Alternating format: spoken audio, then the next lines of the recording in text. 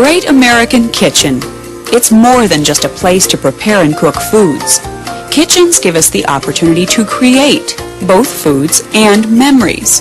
From a Thanksgiving Day feast complete with all the trimmings, to a super sandwich meal eaten while cheering on the home team, to muffins and coffee shared with a friend. Have you ever noticed that when people gather in a home, they often end up in the kitchen? While the kitchen represents a place of warmth and familiarity, it's also the place where most home accidents, illnesses, and injuries occur. Every year we read horrible accounts of children being severely burned by scalding water, of a person who sets himself afire because of a grease fire on the stove, or of a person who loses a finger trying to retrieve something from the disposal. And if you're like most people, you've probably bumped your head on an open kitchen cabinet door, cut yourself while preparing food, slipped on a loose rug or a wet kitchen floor, or cut yourself while trying to pick up a piece of broken glass.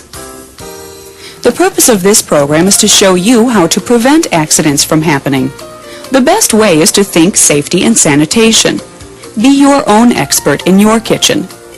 As any health and safety expert will tell you, preparation and precaution are the best ways to avoid the problem in the first place. There are 6 major areas of concern while working in the kitchen. We'll show you how to avoid them. They are burns and scalds, cuts and wounds, slips and falls, electrocution, food contamination, and caustic poisoning. The kitchen oven, range, and microwave are the centerpiece for the preparation of wonderful meals. It's also an area where we must be especially safety conscious.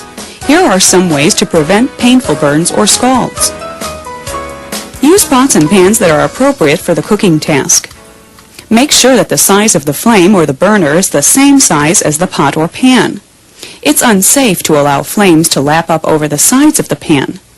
Reduce the flame if this happens.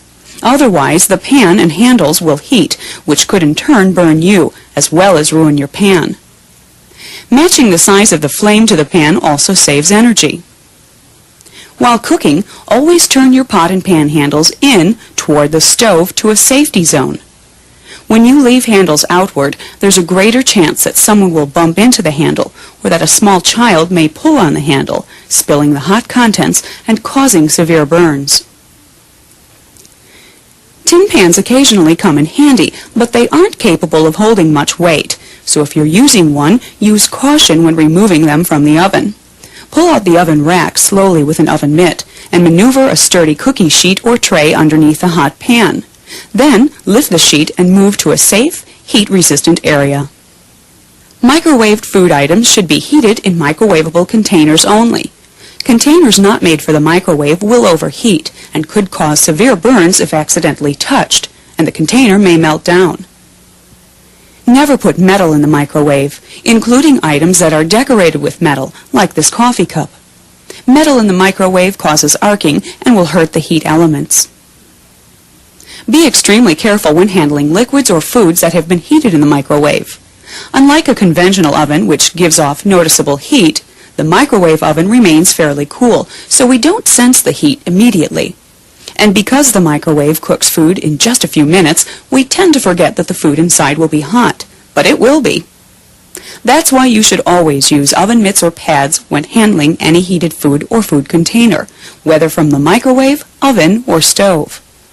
Don't give in to the temptation to just grab the item. And don't use paper towels, napkins, or kitchen towels to handle heated foods. They get hot fast. Do use dry, well-insulated pads and mitts. When your pads or mitts are old and worn, replace them. The flame from your burner, combined with grease splattering from a pan, are the #1 cause of kitchen fires. Obviously, you need to stop fires as soon as possible. Don't store flammable items like alcohol, vegetable oil, lard, matches, or lighters over or near the stove. And use common sense. Keep anything flammable away from an open flame. If a fire does start on the stove, here's what you should do. Turn the burner off. Drop a lid on the pan. Quickly sprinkle baking soda over the fire if it is still burning. Do not throw water on the fire, especially if it's an oil fire. Oil and water don't mix and will only cause more splattering.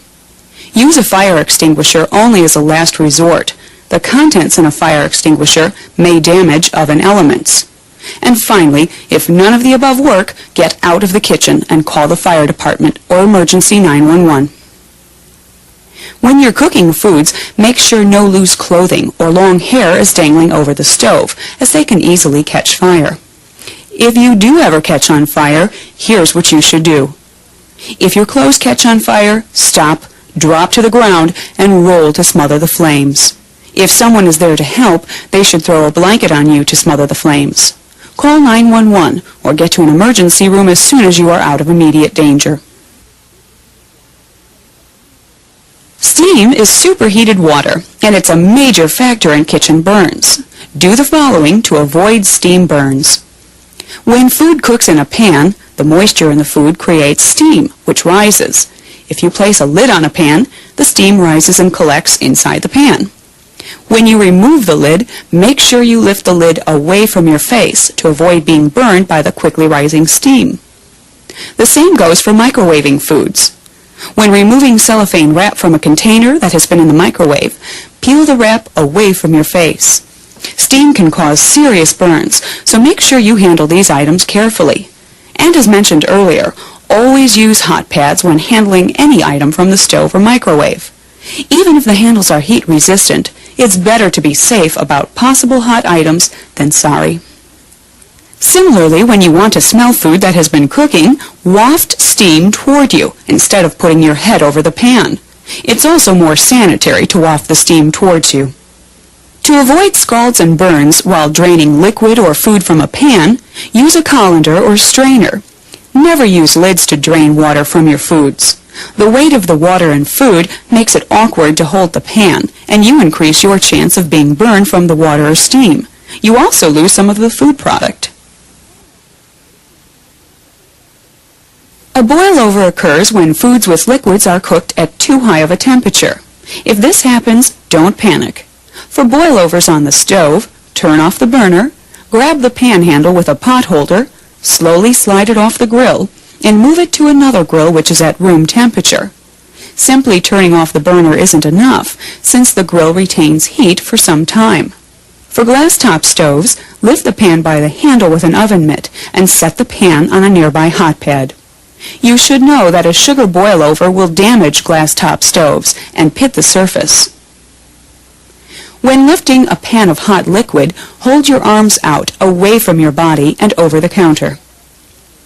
For oven boil-overs, pull the rack out slowly with an oven mitt until you can manipulate your arms around the hot cookware with ease. Maneuver a sturdy cookie sheet or tray underneath the hot pan and lift the pan from the oven rack by the sheet to a safe, heat-resistant area. Avoid setting heavy, large broiler pans on the oven door. It will weaken the hinges and one day might give way. If there's no room on the stovetop, prepare an area ahead of time with hot pads or trivets for your pan. For a microwave boil-over, open the door immediately and allow the food to sit until it has stopped boiling and the food has had a chance to cool. Taste carefully because the food may still be very hot. In most food preparations, you'll need to use a knife, but knives are dangerous if handled carelessly, so treat them with caution and respect.